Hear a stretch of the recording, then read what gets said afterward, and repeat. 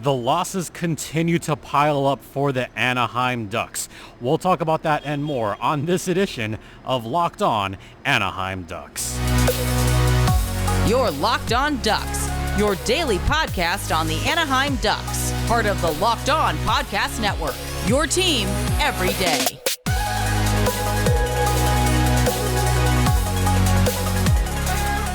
Welcome to this special weekend edition of Locked On Anaheim Ducks. I'm your host, Jason J.D. Hernandez. I've been covering hockey for over a decade. I'm also the public address voice for the Coachella Valley Firebirds.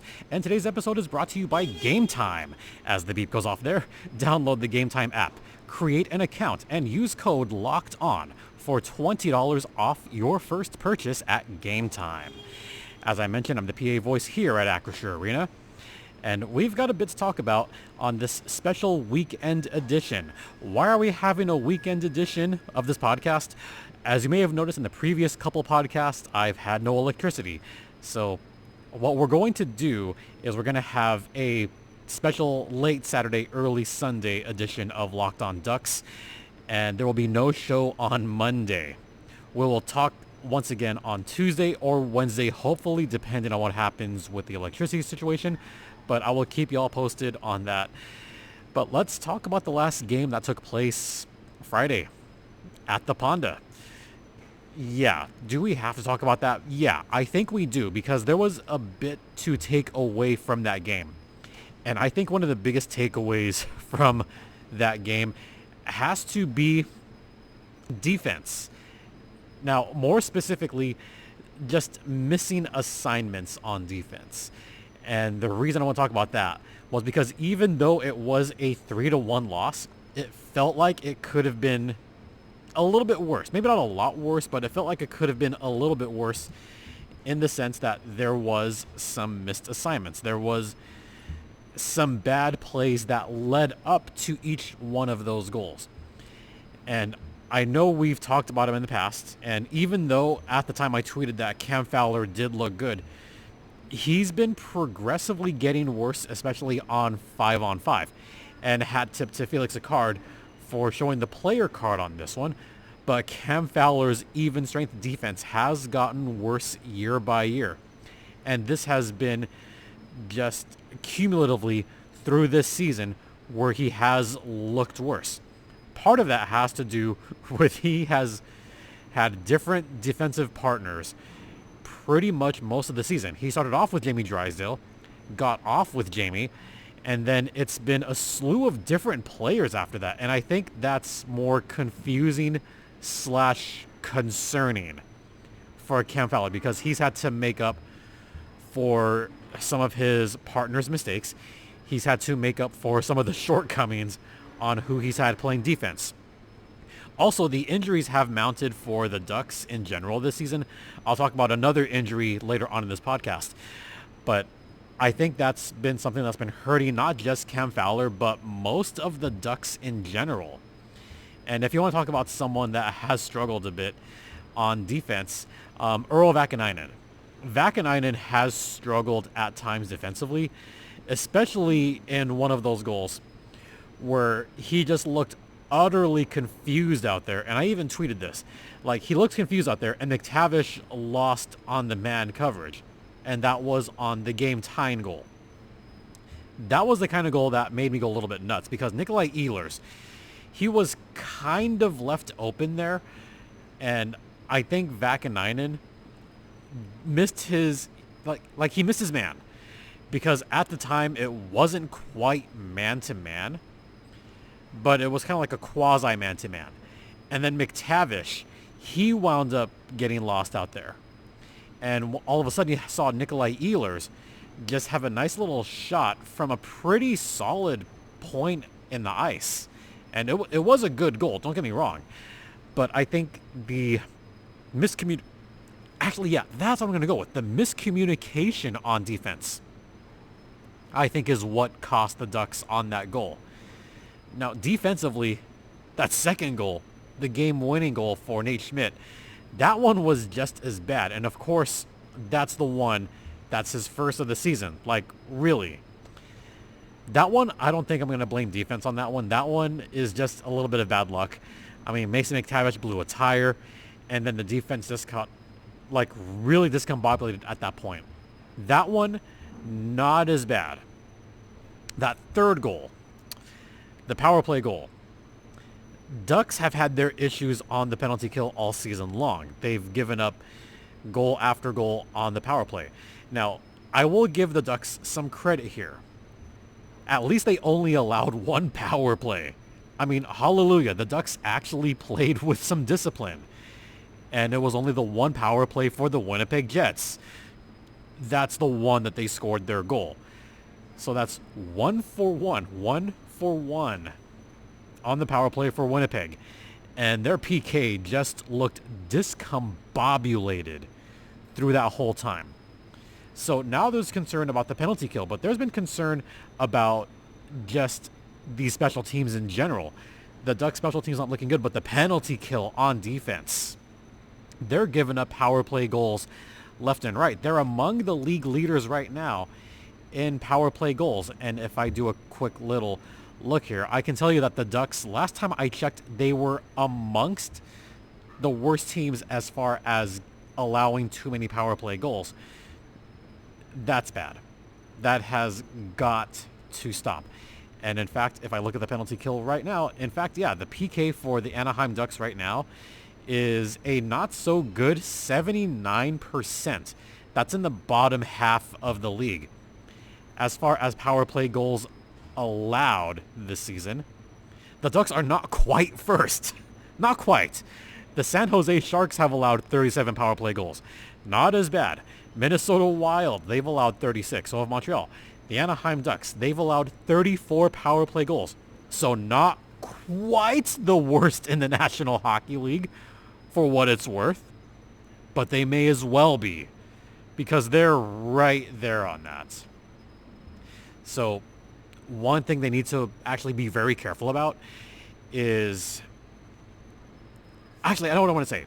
They need to be careful with playing defensively on the neutral zone, because this has happened a few times where they tend to get a little mixed up on changing lines.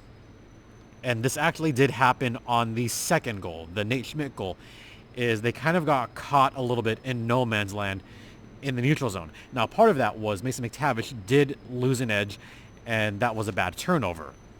But they still have to get back and play better transition defense.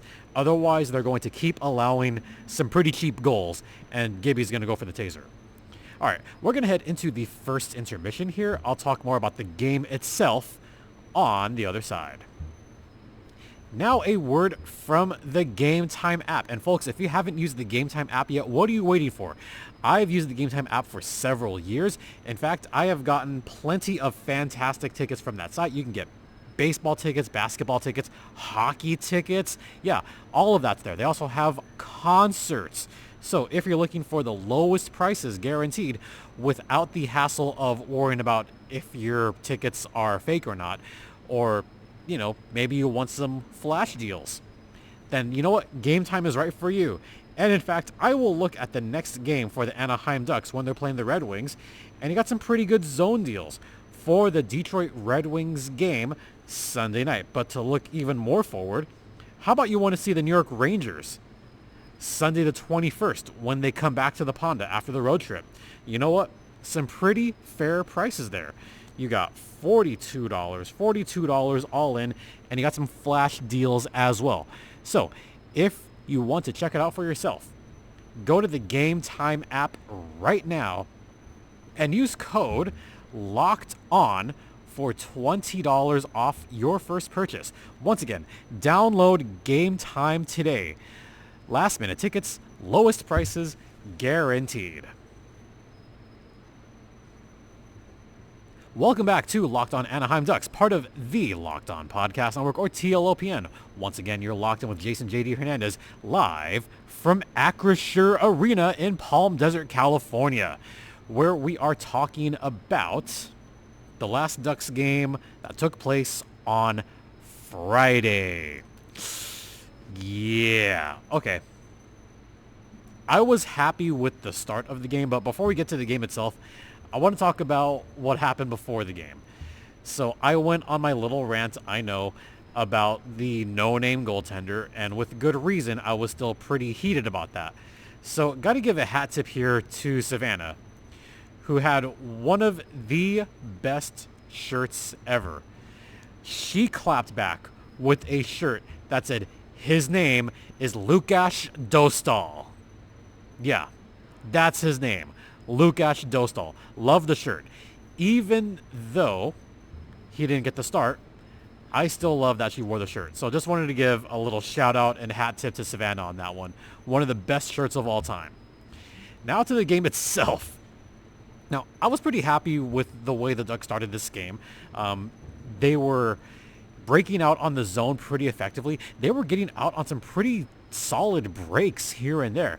And they looked like the team with the better energy to start off the game.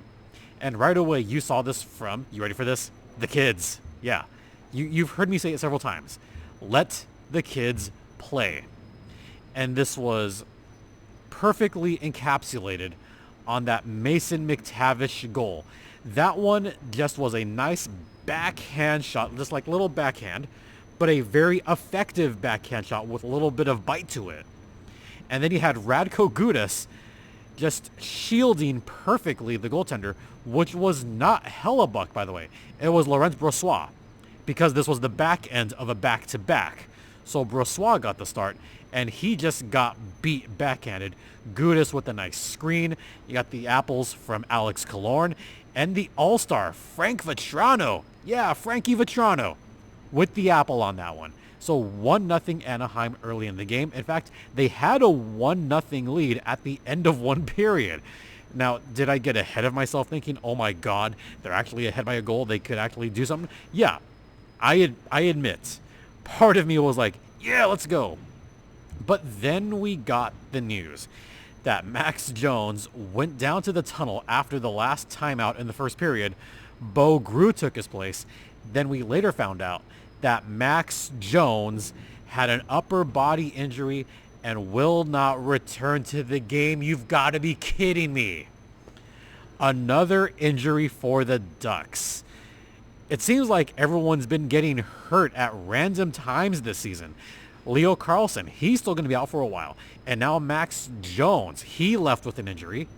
So the Ducks were a little bit short-handed to finish off the game. Yeah, it was a little bit upsetting and it was a little bit disconcerting that you just had another player go down. And Max Jones seems to be someone that's gone down with injury. I don't want to say with relative regularity, but he has been hurt a couple of times over the past 2 seasons. Hopefully this is nothing that's going to be too big or won't have him out for a long time. And this after the Ducks just got Isaac Lundestrom back in the lineup. So you could see there was some concern. Second period, that's when things started to go a little bit south and a little bit bad. You saw the lines begin to change a little bit for the Ducks. Some lines had me confused during this game, especially on the special teams. I was all confused with some of the lines that were out there in the third period. But second period, once Max Jones was out, then I was like, okay, so Lyubushkin is going to go out with Lundestrom and Silfverberg, maybe? Okay, that's a choice. And then later on, we saw a really kind of just like weird lines altogether. I know we saw Killorn kind of mix it up. Bo Gru definitely mix it up. All of a sudden, all 4 lines are getting really mixed up towards the end of the second period. It was confusing, folks. It got very confusing to figure out if there was any kind of consistency with the lines, and in fact, there wasn't.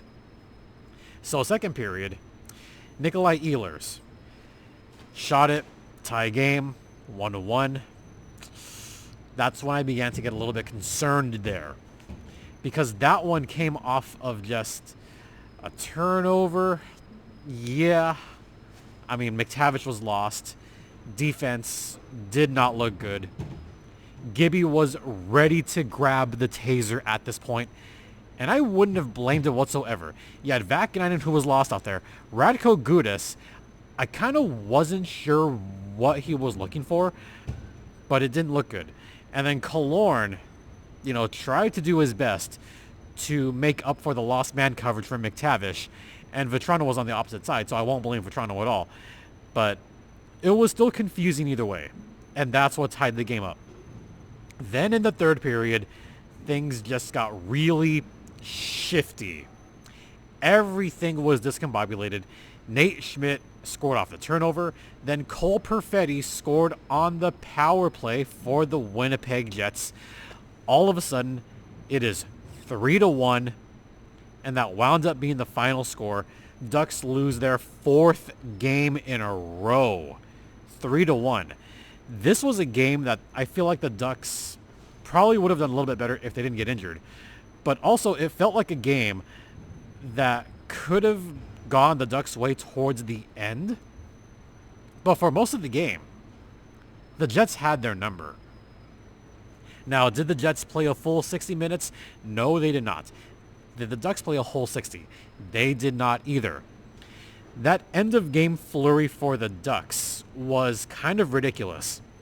After the Jets scored their third goal, they played complete defense.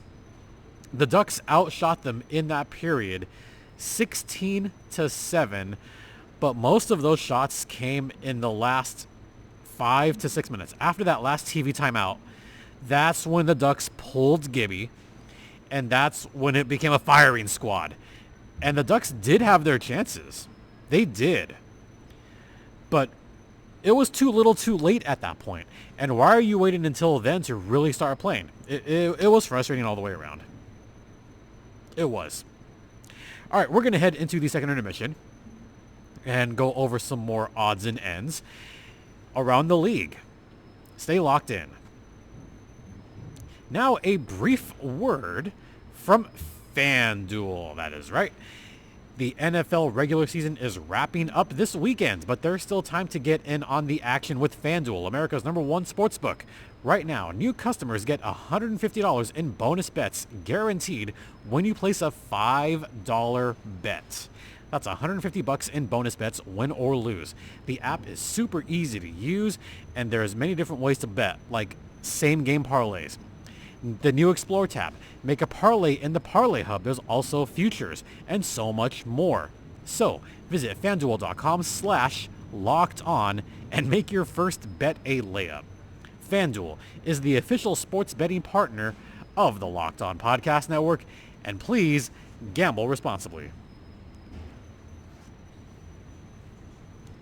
Welcome back to Locked On Anaheim Ducks, once again part of the Locked On Podcast Network, and once again you're locked in with Jason JD Hernandez, and we're just wrapping up here, so I'm going to very briefly talk about what's been talked about all across the National Hockey League, and that is Connor Bedard. Now, I'm kind of looking back at some of the tweets right now on my phone, and yeah, I have my opinion on that one. And the reason I want to talk about this is because for all intents and purposes, this is the biggest story of the National Hockey League. Connor Bedard now on the injured list with a fractured jaw. This was off of a particularly nasty hit from the New Jersey Devils. This was something that when I first saw it, I thought, okay, it's not a particularly dirty hit, but it's not a I don't want to say it was completely clean. I mean, it was a hard hit. It was. But I think players need to be a little bit careful here because, you're going to have these kind of hits, and especially the Devils. Look, I've not hid my feelings about the Devils on this podcast in the past, but Brendan Smith took a big hit on Connor Bedard, and Brendan Smith, paid the price for that afterwards. But Connor Bedard immediately held his mouth, went straight to the locker room. He was out for the game and now on the injured reserve. This after he was named an All-Star. My opinion on this, it was a hard hit. I think the league needs to be a little bit careful about policing these hits, but also they need to be careful that we don't have too many more injuries, because that's really what it's about, is guys don't want to get injured. At the same token, young players need to kind of be a little bit aware of this, because you are going to have some bigger guys in the league. Some much bigger guys. And the Devils are infamous for this. Need I remind you, Ducks fans, about Scott Stevens and Paul Kariya? I mean, that was a bad hit. That was a pretty dirty hit. This one, not as bad, but still, I think that should have warranted maybe some kind of penalty, because he kind of led up a little bit.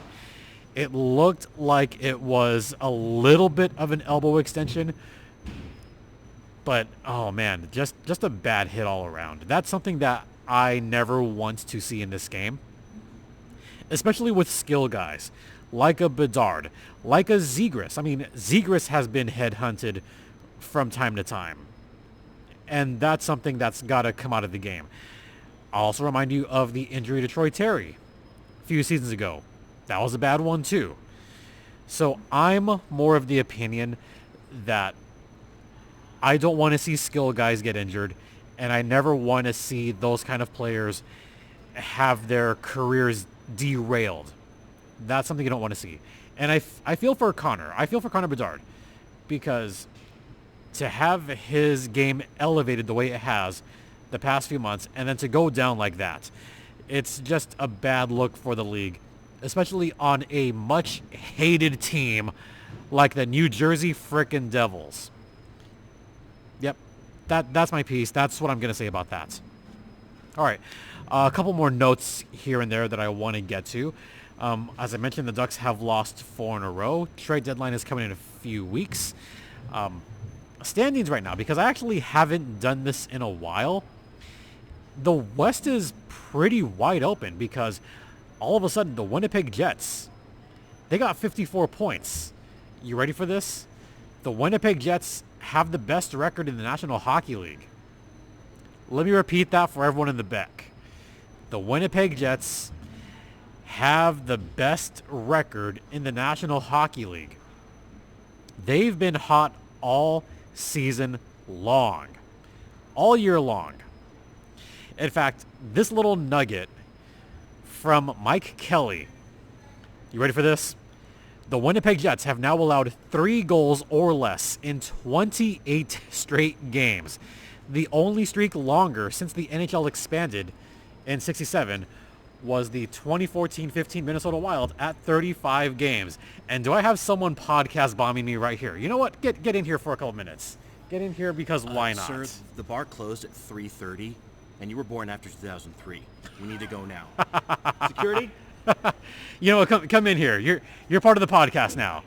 You know, I've podcast bombed folks, so you're going to podcast bomb here.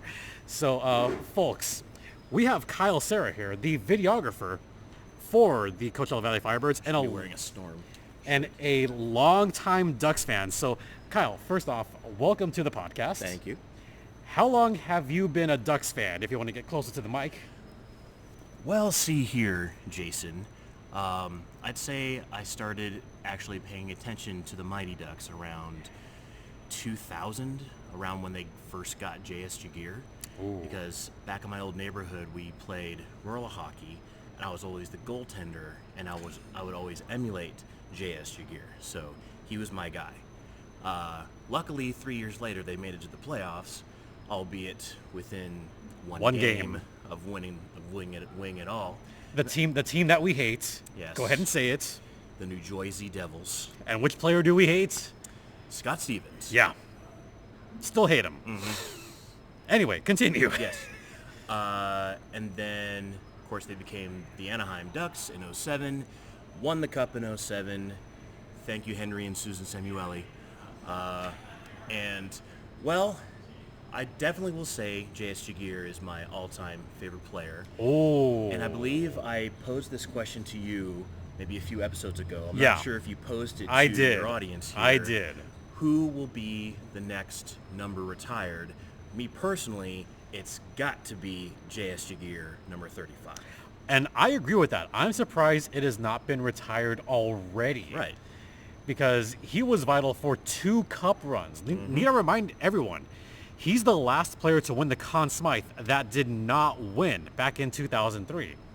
Do we remember that historic run in 03 where he shut out the Detroit Red Wings, the defending champions, in the first round? The Dallas Stars, 6 games, held the Minnesota Wild to 1 goal in all 4 games in round 3, and then took the Ducks to 7 games in the finals. Yeah, the stupid Devils. How does that not deserve a retired number? That alone can deserve a retired number. Then you go to 2007, and he just blitzed everyone after that.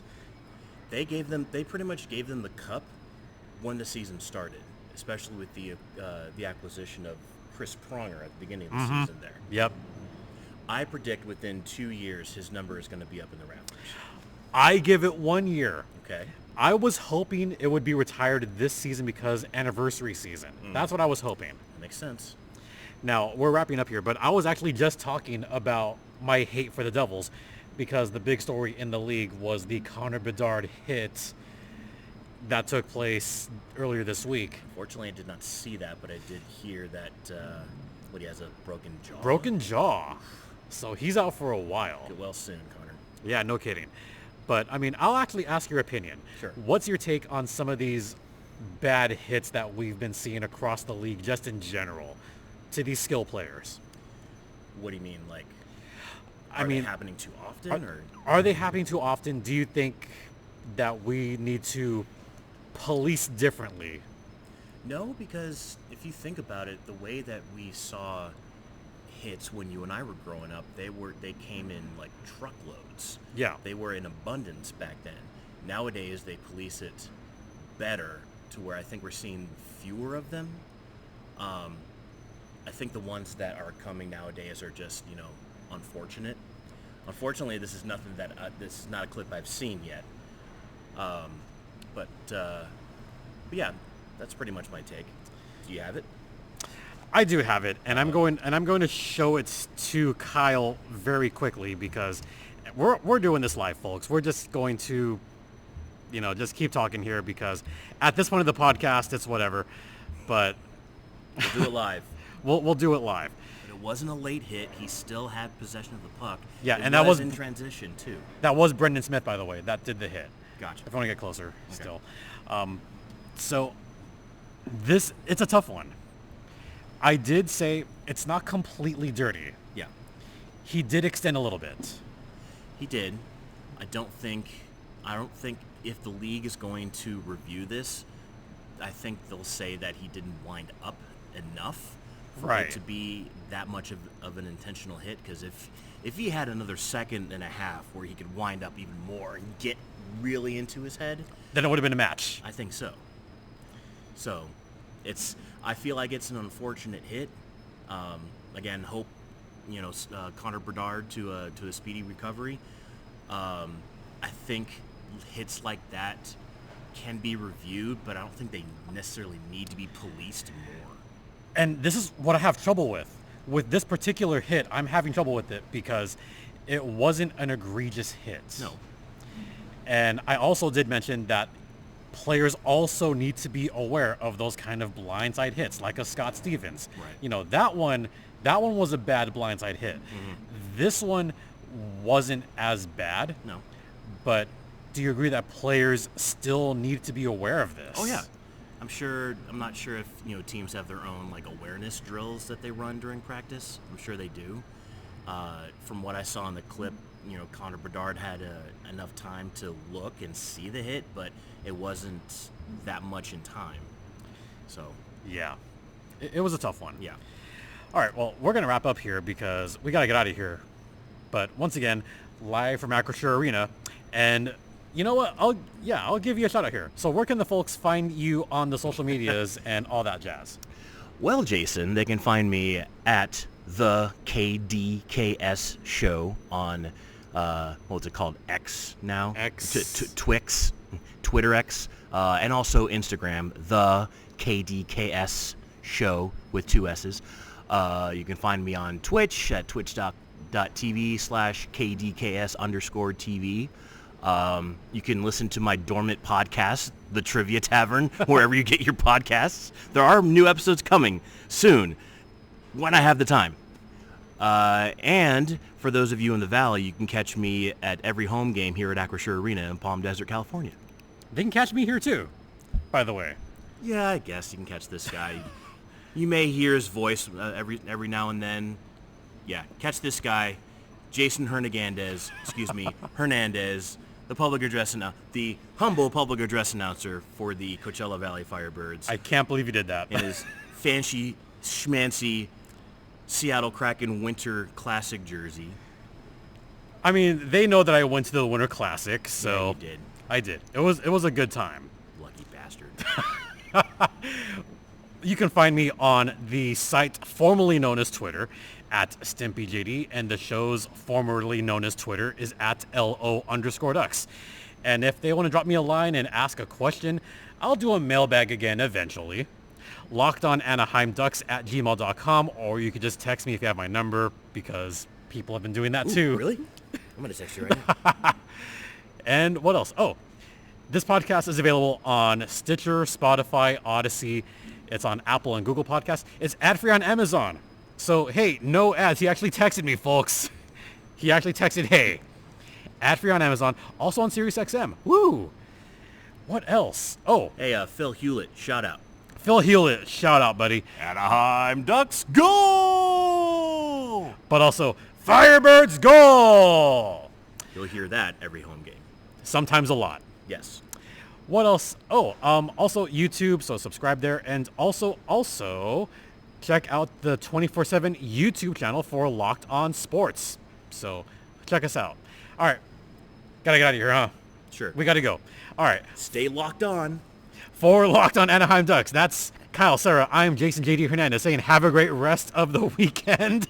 Please remember to be safe out there. Be kind to one another. And Ducks fly together.